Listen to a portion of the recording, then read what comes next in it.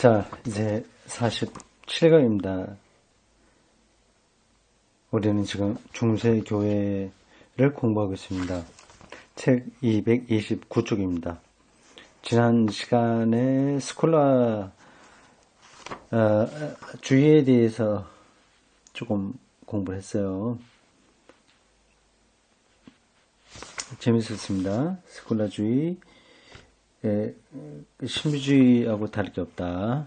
근데 거기에 또 하나의 특징이 성서주의인데, 이게 개신교의 특징을 나타내는데 그 바탕이 됐다고 하는 거죠. 근데 그게 이제 이 세 가지 요소 중에서 로마 가톨릭 교회가 스콜라주의, 신비주의에 기초를 두고 있는데, 거기서 나온 성서주의에 의해서 큰 저항에 부닥치게 된 겁니다. 스콜라주의를 좀 더 보도록 하죠. 이게 제가 알고 있기로는 토마스 아퀴나스 그쪽으로 이어질 거예요. 그래도 보겠습니다. 2번 스콜라주의, 그 안에서 작은 1번으로 권위와 이성. 스콜라주의가 탐구했던 중요한 문제는 권위와 이성과의 관계에 관한 것이었다. 중세에서 권위란 오늘날의 의미와는 다르다. 오늘날의 권위는 이제 민주주의라고 하는 그 개념에 의하면 일반 백성들에게 있는 거죠. 그 당시에는 교황하고 황제에 있는 거였습니다. 그러므로 우리는 이 개념을 전제정치 이념과 연결짓는다거나 독재자나 아버지나 또는 교황이 그것과 연결짓어서는 안 돼. 지금은 그렇게 보이는데 권위가 그 당시는 그게 아니었다고 하는 거죠. 교황이 이러한 의미의 권위를 가지게 된 것은 중세가 끝날 무렵부터다. 재밌네요. 우리는 당연히 그 권위가 중세기 동안 계속 교황에게 주어진다고 생각을 했는데, 우리가 일반적으로 생각하는 독재적인 차원에서의 권위는 중세 말기부터 교황에게 주어졌다고 하는 겁니다. 중세는 이제 다른 거죠. 중세에서 권위란 뭐냐? 전통의 실체였다. 권위는 전통의 실체. 그러니까 전통 자체가 권위고, 이 위에 삶 전체가 세워졌다. 전통적이라고 하는 거죠. 권위가 의미했던 것은, 그렇다고 해서 교황에게 권위가 없는 건 아니고요. 교황은 이제 전통이니까 권위가 얘기되는 겁니다. 그러니까 교황의 이 권위 자체로 있는 게 아니라 전통을 지킨다고 하는 점에서 권위가 있는 거죠. 그러니까 구분해서 봐야 된다, 그 뜻입니다. 권위가 의미했던 것은 첫째 교회의 전통이었고, 교회의 전통이었고, 다음은 이 전통을 표현한 모든 것들, 곧 성서, 교부, 신앙 고백, 공유의 결정 따위였다. 맞는 거죠. 교회 전통이죠. 성서도 교회 안에서 나온 거지, 교회 이전에 성서가 있었던 건 아닙니다. 공유의 여러 가지 결정들도 다 교회 전통 안에 있는 거죠. 아마도 아우토리타스라는 말은 권위인데, 이 말은 살아있는 전통이라고 옮긴 것이 가장 알맞을 것이다. 따라서 문제는 이러한 교회의 전통과 이성과의 관계. 전통으로 내려오는데 그 이성적으로는 아닐 수도 있잖아요. 그 관계가 무엇인가에 달려있다. 그런데 교회의 전통 밖에는, 외부에는 다른 전통이라 없기 때문에 모든 생활은 이 전통 안에서 영위되었다. 교회 전통 안에서 영위되었다. 이런 점에서 암흑시대 교회가 지배하고 있으니까 그렇게 말을 붙일 수 있긴 있는데, 그들 방식으로 최선의 삶을 추구했던 겁니다. 그걸 지금의 시각으로 매도할 수는 없는 거죠. 이러한 살아있는 전통은 우리가 숨쉬는 공기가 우리에게 자연스러운 것처럼 중세 사람들에게는 자연스러운 것이었다. 이러한 비유는 우리가 중세에서 살아있는 전통이 무엇을 의미했는지를 이해하는 데 도움이 된다.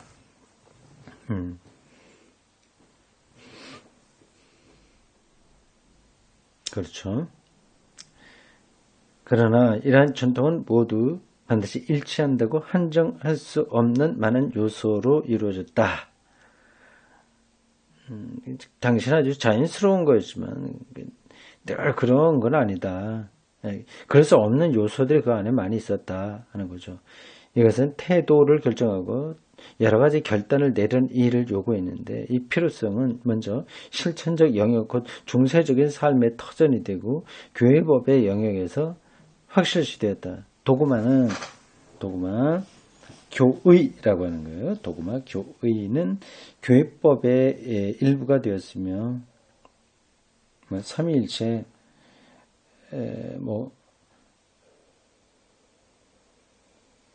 그런 등등의 이런 도구마 있잖아요. 하나님의 창조 질서 이런 것들이요. 이런 것들은 예수는 하나님의 아들 이런 게 다 도구마입니다. 도구마는 교회법의 일부가 되었으며 또한 그렇게 됨으로써 법률로서의 권위를 가지게 되었다.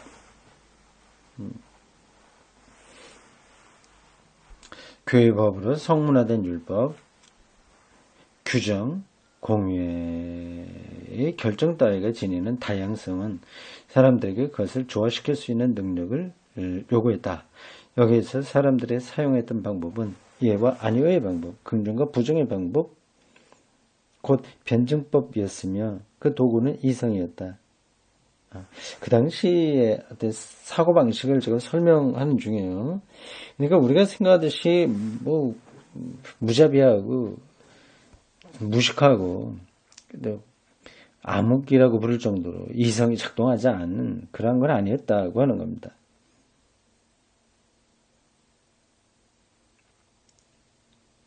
변증법적이었는데 이성이 그 역할을 했다. 그죠? 따라서 중세에서 이성이란 이러한 도구를 의미했다. 이 목적을 실현하는 도구를 의미했다. 이성은 그러니까 전통화과 위배되는 거 아니죠. 이성은 교부의 여러 가지 명제나 공유의 여러 가지 결정을 통합하는데 먼저 그것들의 실천적 조화를 가능하게 하고 다음으로는 그것들의 이론적 신학적 조화까지도 가능하게 했다. 그래서 이성적인 접근을 한 거죠. 그리하여 이성의 기능은 교부들에게서 받은 신앙의 명제를 수집하고 조화시키고 주석하는 것이었다. 이 과제에 전념했던 사람 가운데 가장 성공했던 사람은 페트루스 롬바르두스로서 그 사람 이름이요. 스펠링 하나 고쳐야 되겠네요. PETU로 돼 있죠. TUSN 되는데 T와 U 사이에 R을 넣어야 됩니다. 페트루스 R이 빠졌어요. 페트루스 롬바르두스 1100년에서 1116로서 그가 낸 교부들의 명제집 4권은 중세 스콜라주의의 유일한 교과서가 되었다.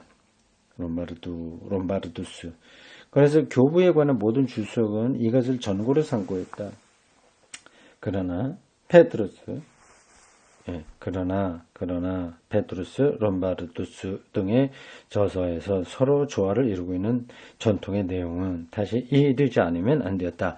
다시 말해서 그것은 해석되지 않으면 안 되었다. 그래서 이성의 다음 기능은 사변적인 기능, 신앙의 명제 안에 기록되어 있는 전통의 의미를 탐구해내는 것이었다. 이것은 신앙 그 자체는 전제되어 있었지만 신앙의 내용은 해석되어지지 않으면 안 되었던 것을 의미한다. 하여튼 이렇게 제가 설명하고 있는데 그냥 지나가세요. 이것까지 우리가 세밀하게 다 따라갈 수는 없습니다. 그 당시에 나름대로 전통과 그 교부들의 것을 조화시키는 일을 이성적인 작업을 했다. 거기에 롬바르두스가 대표적인 역할을 했는데, 이제 그 책이 당시에 모든 그런 작업의 근거가 되었고, 근데 그것이 또 해석되지 않으면 안 됐다. 하는 그런 이야기죠. 이것은 칸타베리의 안셀무스의 유명한 말, 알기 위해서 나는 믿는다라는 말에 의해서 잘 나타나 있다. 이 말은 다음과 같은 뜻이다. 신앙의 실체는 주어져 있다. 실체, 이제 리얼리티라고 하는 거예요. 신앙의 실체는 주어져 있다. 사람은 여기에 참여했다. 사람은 의지의 노력에 의해서 신앙에 도달한다는 사상은 중세는 있지 않았다. 이미 주어져 있기 때문에 뭐 노력하고 말고도 없는 거죠. 자연이 주어진 것처럼 신앙은 주어진 것이다. 자연과학자는 자연을 창조한 것이 아니고 주어진 자연의 구조와 운동을 이해하려고 애쓴다. 맞는 얘기예요. 근데 신앙까지도 그렇게 또 처리한 겁니다. 마찬가지로 이성은 주어진 전통을 해석하는 기능을 갖지만 전통을 만들어내지는 않는다. 그 당시 해석 학적 태도라고 할 수 있습니다. 전통이 권위이니까 이성은 그거를 해석하는 거지 새로운 전통을 지금 머리를 써서 만들어내는 건 아니다 하는 거죠. 이런 기능은 다음의 발전 단계에서 아리스토텔레스의 철학을 신학 안으로 받아들였던 사상가들 그 중에서도 특히 토마스 아퀴나스에 의해서 성취되었다. 이 대표적인 인물입니다. 토마스 아퀴나스. 이들은 권위와 이성의 관계를 사변적으로 규정하지 않고 아주 신중하게 규정했다. 신중하게 규정했다. 이성은 권위를 해석하는 데 적합하다. 이성을 배제하지 않았어요. 이성은 결코 권위에 모순되는 것이 아니다. 살아있는 전통 내용은 합리적 개념에 의해서 파악된다. 사람은 전통의 의미를 인식하기 위해서 전통이요. 성서, 예전 예배, 도구마 이런 게 다 전통이에요. 를 위해서 인식하기 위해서 이성을 손상시키거나 왜곡시킬 필요는 없었다. 이성과 믿음이 굉장히 잘 조화를 이룬다고 본 거죠. 이것은 오늘에도 권위와 이성의 문제에 대한 토마스주의의 입장이 되어 있다. 그래서 가톨릭 교회는 상당히 합리적이에요. 이성이 작동되는 세계의 학문에 대해서 좀 열려 있다고 볼 수 있습니다. 개신교회도 사실 기본적으로는 그래야 되는데 우리나라에 들어온 개신교회는 근본주의 계열이라서 이 이성에 대해서 상당히 부정적이죠.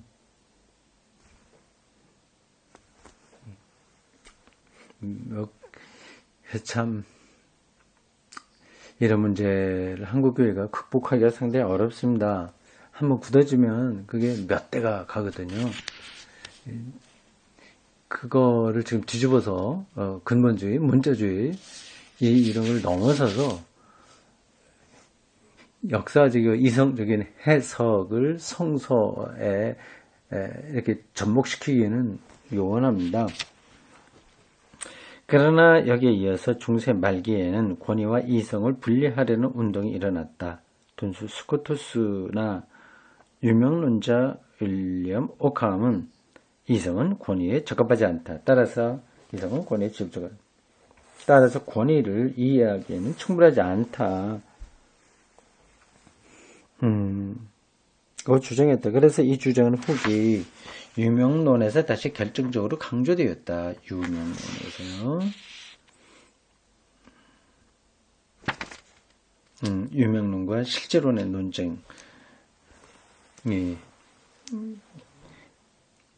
뒤에 나오겠죠. 그러나 전통이 이성에 의해서 파악되지 않는다면 그래서 권위라는 말과는 다른 의미에서 권위가 된다. 다시 말해서 그것은 우리가 이해하지 못하면서도 스스로 복종해야 하는 명령적 권위가 된다. 이것은 실증주의라고 일컬어질 수 있다. 포지티비스무스, 실증주의라고 일컬어질 수 있다. 왜 그렇게 일컬어지나요? 그 관계를 제가 잘 모르겠습니다. 이해하지 못하면서도 스스로 복종해야 되는 단지 명령 권위가 된다. 그래서 이것을 실증주의라고 부를 수 있다. 실증주의라고 하는 그 개념 자체를 제가 말하는 게 아니라 그게 실질적이니까 이해하지 못하더라도 복종해야 되는 권위가 있는 거라서 그쪽 입장에서 보면은 그것이 실증적이라고 하는 거죠. 포지티브는 적극적이라고 하는 뜻이에요. 실증적이다, 적극적이다, 같은 단어입니다. 전통은 교회에 의해서 주어져 있다. 우리는 이것을 받아들이고 거부하기에 받아들이고 거기에 복종하지 않으면 안 된다. 그래서 실증적이라고 하는 거죠. 이성은 전통의 의미를 해명할 수 없다. 이성은 교회의 결정, 점점 이성의 역할이 커지다 보니까 이성으로 해명되지 않은 게 나오니까 그거를 이제 이런 쪽으로 설명하는 겁니다. 이성은 교회의 결정 그리고 살아있는 전통에서 이끌어내는 여러 가지 가능성을 보여줄 뿐이다.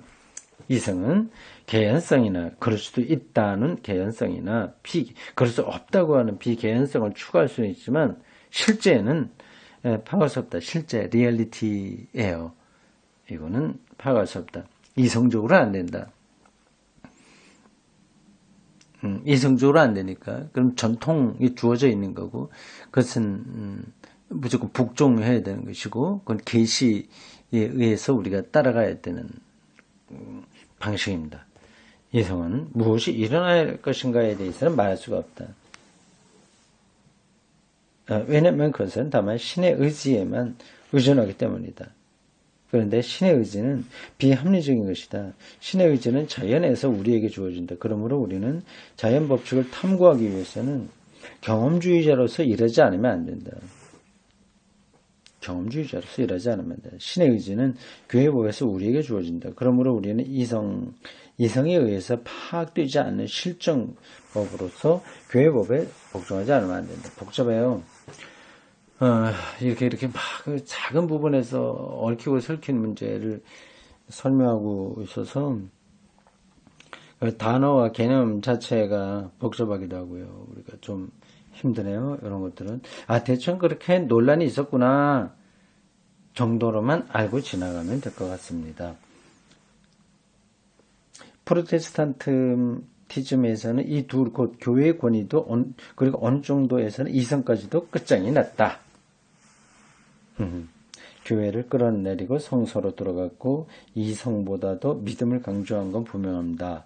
문해부흥에서 완전히 자각되었던 이성은 다시 창조적인 것이 되었고 종교개혁에서는 살아있는 전통이 인격적인 신앙이 되었다. 살아있는 전통? 전통이 여전히 유효하다 그 뜻이겠죠. 그러나 반종교개혁 그리고 여기서 반도 여러 가지 의미가 있어요. 안티 할 때 반, 이건 정말 반대하는 거. 그리고 반쯤 된다고 할 때 세미가 반이고요. 그건 반은 저항한다는 뜻의 카운터예요. 카운터 리포메이션. 반종교개혁. 이건 가톨릭 안에서 일어나는 겁니다. 종교개혁에 대해서 하나의 대별된다는 점에서 하는 개혁운동을 가리켜 반종교개혁운동입니다. 그래서 이 반을 어떤 단어를 쓰느냐에 따라서 의미가 조금씩 달라지죠. 가장 우리가 많이 아는 거는 안티예요. 안티 레포메이션. 이거는 반동이죠. 반동. 개혁을 반대하니까요. 안티 레포메이션이 있고 세미 레포메이션이 가능하고 카운터 레포메이션은 말이 가능합니다. 이 세 가지 중에서 여기 세 번째인데 카운터 로마 가톨릭에서 있었던 그러한 종교개혁에 대한 하나의 반대 운동으로서 일어났던 이 반종교개혁은 이성을 억지로 전통의 종으로 삼으려고 했다. 전통은 이미 살아있는 전통이 아니고 교황의 권위와 같은 것이 되어버린 형식적인 전통에 지나지 않았다. 살아있는 전통과 형식적인 전통의 구별 또는 자연적인 권위와 명령적 권위의 구별은 오늘의 상황에서도 아주 중요한 의미를 지닌다. 그렇군요. 중요하다고 하니까 좀 더 세밀하게 읽어봐야 되겠습니다.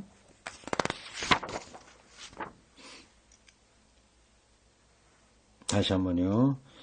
살아있는 전통과 형식적인 전통의 구별 또는 자연적 권위와 명령적 권위의 구별은 오늘에서 아주 중요하다. 그렇죠. 우리는 오늘날에도 모두 살아있는 전통의 문제를 다뤄야 된다. 살아있는 전통과 가끔 권위와 혼동된다. 그런데 이것은 잘못이다. 권위란 자연스러운 것이어서 반드시 우리가 우리 자신의 자유를 버리고 이질적인 법, 타율에 복종하기를 요구하지 않는다. 이제 군대에서 부하가 상관에게 복종하는 것은 타율적인 거거든요. 권위는 그런 건 아니다. 그렇죠. 중세에서 권위나 정통에 대한 관계는 자연에 대한 관계와 마찬가지로 자연스러운 것이었다. 그러나 중세가 끝날 무렵에는 우리가 스스로 지키지 않으면 안 될 다른 권위 개념이 나타난다. 다른 권위 개념 뭐죠?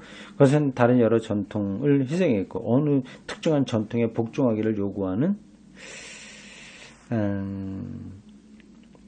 권위 개념이었다. 그게 구체적으로 뭘까요? 오늘날 독재주의 체제는 다른 모든 전통을 완전히 배제할 정도에 이르렀다. 이른바 철의 장막은 소련을 얘기하죠. 이 장막의 반대측에서 책을 들여오는 것조차도 막고 있는데 그래서 특정한 전통에 서 있는 인간이 다른 여러 전통과 접촉하는 것을 방해하려는 시도다. 왜냐하면 권위주의 체제는 그 자체에게 다른 여러 전통과 접촉되어 있는 것 이상으로 더 위험한 것은 없다는 것을 알고 있기 때문이다. 중세 초기에서는 이러한 철의 장막은 필요하지 않았다. 왜냐하면 사람이 살 수 있다고 생각했다는 전통이 따로 있지 않았기 때문에 사람이 살 수 있다고 생각하는 전통은 다른 전통을 따라가도 살아가는데 아무 지장이 없다고 할 수 있는 그러한 전통 그런 것들이 따로 있지 않았다. 이제 그런 얘기죠. 그만큼 전통이 확실했던 거죠. 북한 체제의 김일성 왕조는 그 북한 체제에서 가장 확실한 전통입니다. 아직까지는 그게 흔들릴 만한 어떤 상황 변화가 전혀 없어요. 그러니까 그들은 굉장히 그게 흔들릴까봐 두려워하는 거죠. 일단 그걸 이해를 해야 됩니다. 옳고 그른 건 둘째치고 그러한 왕조 중심의 전통 안에 머물러 있는 이들이라서 그들을 우리가 알고 있는 그런 전통 개념으로 대했다가는 이 대화가 되지 않고 대화가 안 되면 결국 남한이나 북한이나 다 뭐 좋을 게 없다 그죠. 자 여기까지가 스콜라주의에서 얘기하는 권위와 이성이었습니다. 그 다음 두 번째, 스콜라주의 내부에 있는 상반된 여러 경향들, 상반된 경향들이 또 있다고 하네요. 1. 변증법과 전통. 변증법은 늘 그렇다고 아니다가 충돌하거든요. 그래서 새로운 합으로 올라가거든요. 근데 그 전통은 그냥 그대로 내려오는 거니까 이 두 가지가 서로 충돌하는 거죠. 중세에서 자율적 사고에서 소선한 최초의 형태는 변증법이었다.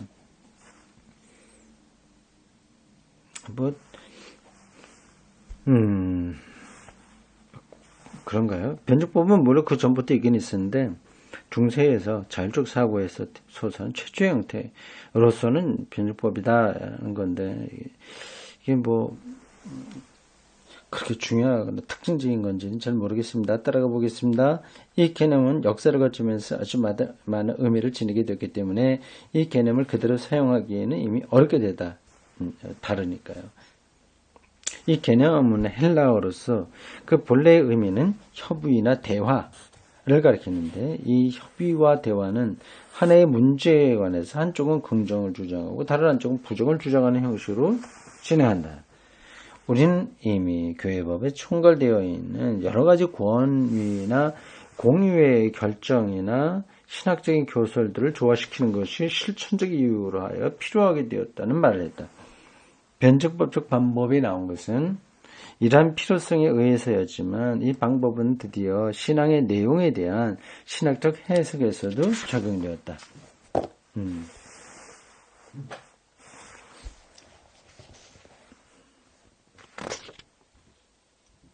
네. 그 다음 234쪽으로 넘어갑니다. 하지만 전통을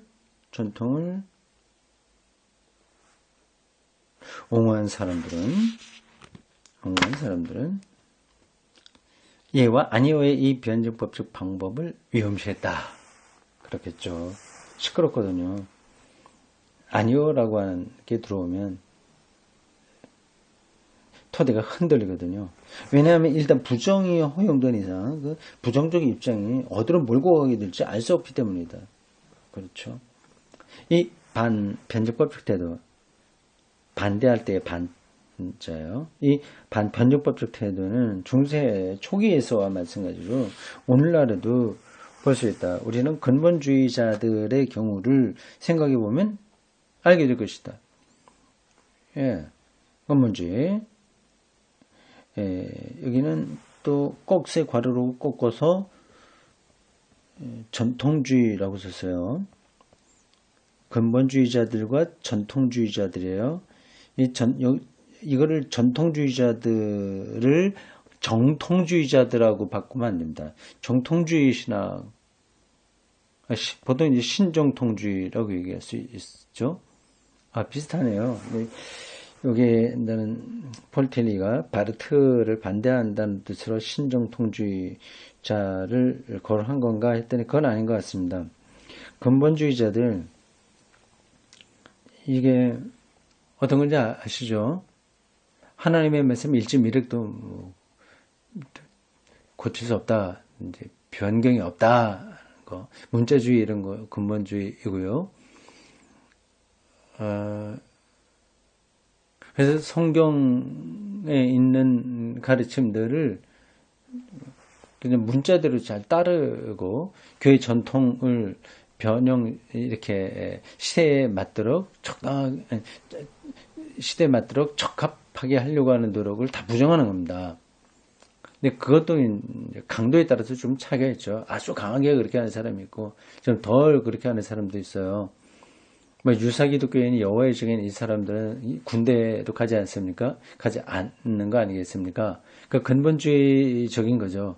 그러니까 돼지고기를 먹지 않는 것도 이게 근본주의에서 맞는 이야기입니다.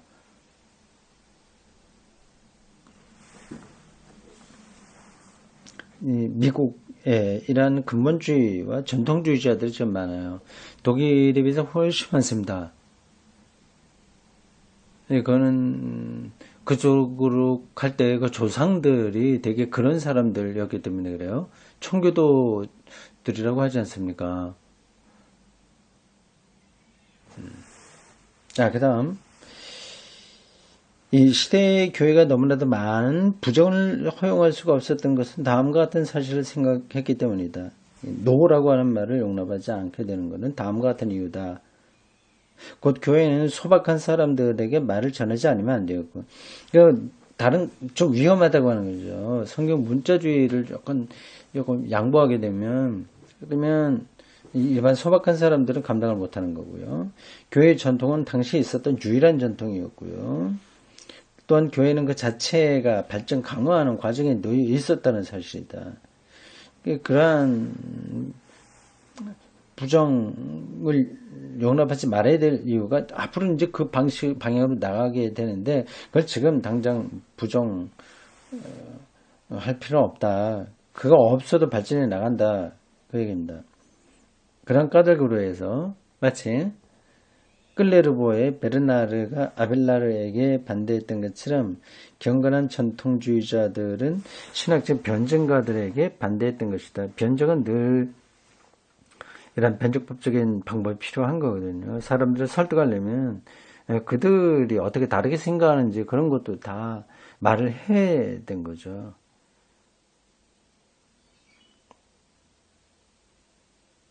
여기서 문제가 된 것은 변증법에 의해서 무엇인가 새로운 것이 신학에서 창출되어 나올 것인가 아니면 변증법을 단지 주어진 전통과 권위를 설명하기 위해서만 쓰여져야 할 것인가에 있다.